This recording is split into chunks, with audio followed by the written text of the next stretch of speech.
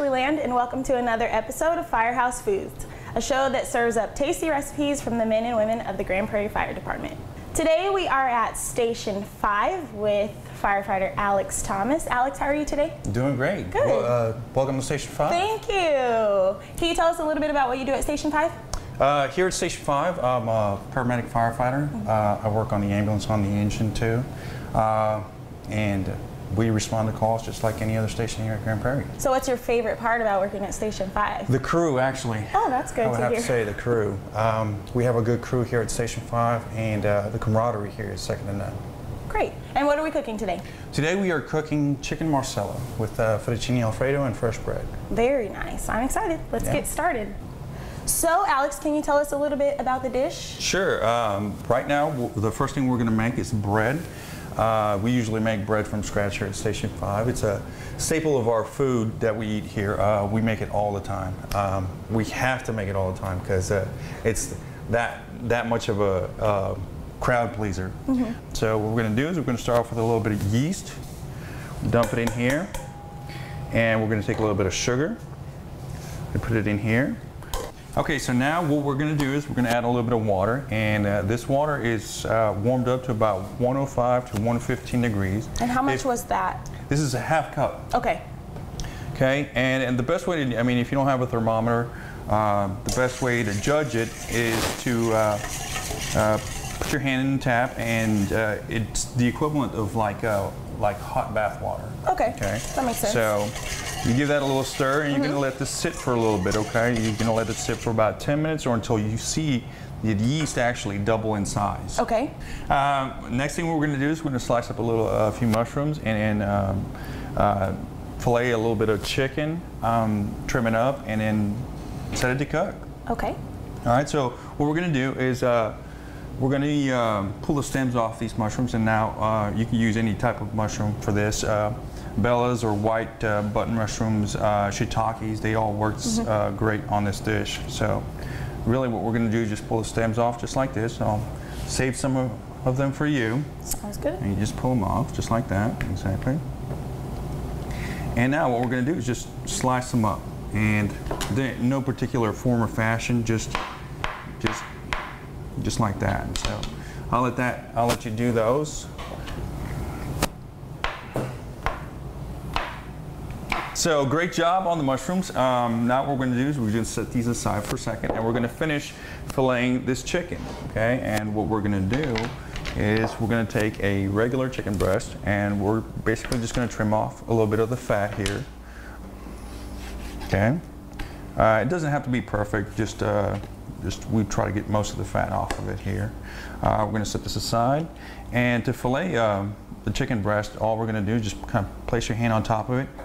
Okay, just kind of keep an eye on that knife, and there you go. All the way through, correct? Correct. And to a point where you can just split it just like that. Okay, so next what we're going to do is we're going to take some chicken and we're going to place it on the breadcrumbs, roll it over in the breadcrumbs just like this, and go ahead and place it on the griddle that's already been preheated at 350 degrees and lightly coated with oil. So before we move on to the sauce, we're going to move on to the bread, right? Right. The yeast is already ready. As you can see, it's doubled in size. The best way to tell about yeast is usually when it activates, it makes like a foam, a lot of bubbles. Okay, so now what we're going to do is we're going to add the rest of the ingredients, which is the rest of the water, the salt, the sugar, and the flour, and we're going to explain how everything kind of works together. Okay, this is the rest of the water, another cup and a half. There's that. We take a third of a cup of oil right here. We're going to take about a teaspoon's worth of salt, and we're going to take another third of a cup of sugar. We're just going to add it right there. All right, so next thing what we're going to do is going to mix everything together with half the amount of the flour. So you can use a whisk or whatever you need to. You just kind of eyeball it? Yeah, kind of eyeball it, right. Okay. Now, whenever you make bread, some recipes will tell you to add half a cup at a time. It really doesn't make much of a difference. The only time it really makes a difference is towards the end, and I'll show you what I mean by that. So you take half, and you basically, what you're doing is you want to try to get most of the big lumps out of there, as you can see. Just like whisking anything else, like pancake batter. So where did you learn to cook? Where did I learn to cook? Really, it was kind of like a self-imposed thing. I got tired of people making my own food and messing it up, so That makes sense. I just started off with simple things like Italian food and progressed to making bread and baking and stuff like that. So. Oh, so you like to bake too? Yes. Okay. Bake. I make cheese. I mean, you name it. So. Okay. So now what we're going to do is we're going to add the rest of the flour in here. Take a little spoon here and just kind of add it all together. And what you're going to do is you're going to take this and kind of just mix it all together. Okay. So you've changed the utensils on us. Right. At first it was a whisk, and now this. The reason for the change is because after you add this much flour, it's going to become a dough, and it's going to stick to that whisk. So you want something that you can kind of just get off the edges. Over. Right. Fold over. Correct. Well, that's good to know. So, have you done much cooking? Yeah, you know, here and there. Yeah. What's your favorite dish? I really like making spaghetti because you can eat it multiple days. Right. Over and over. Right. We're done mixing the dough a little bit. What we're going to do now is we're going to knead it onto a floured surface. What you do is just grab a little bit of flour and just kind of sprinkle it over a working area, just like this. And nothing specific. No quantity was specific. Right. Just enough to kind of not let the dough stick. Okay, so now we're done with this. We're going to add a little bit more flour.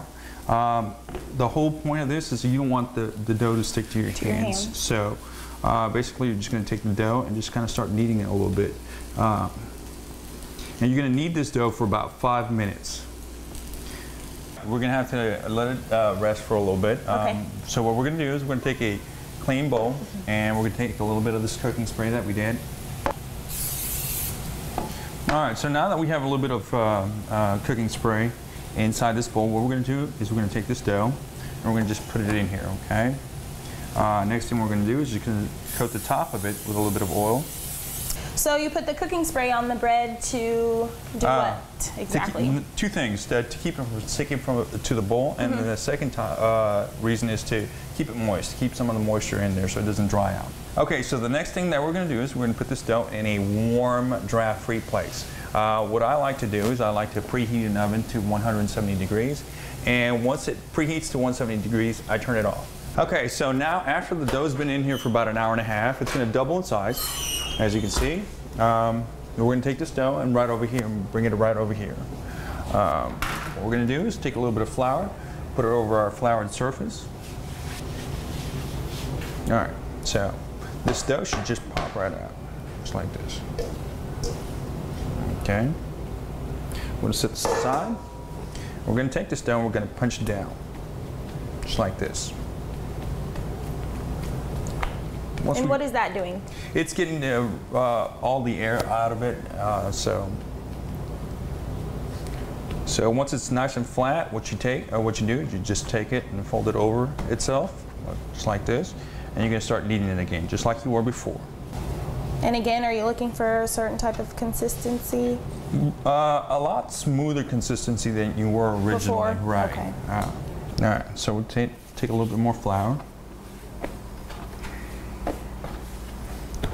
And we're going to take this rolling pin and we're going to start rolling it.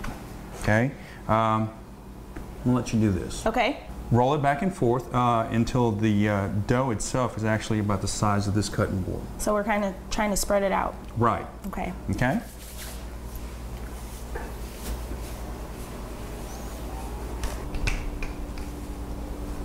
Okay. How is that? That is perfect. So now what we're going to do with this is we're going to roll it up in a burrito form, okay?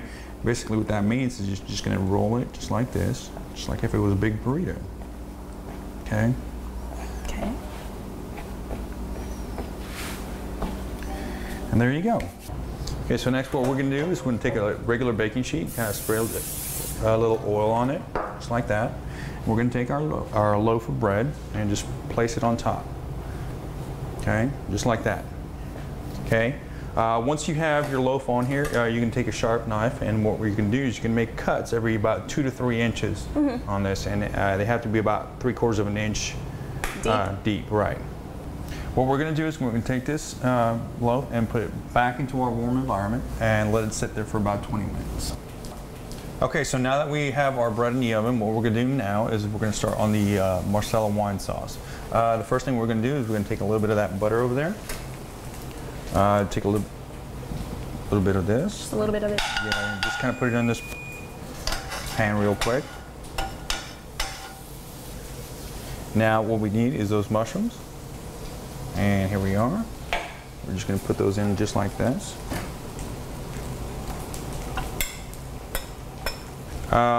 The mushrooms, you're trying to cook them until they're pretty much pretty tender. A little soft. Right.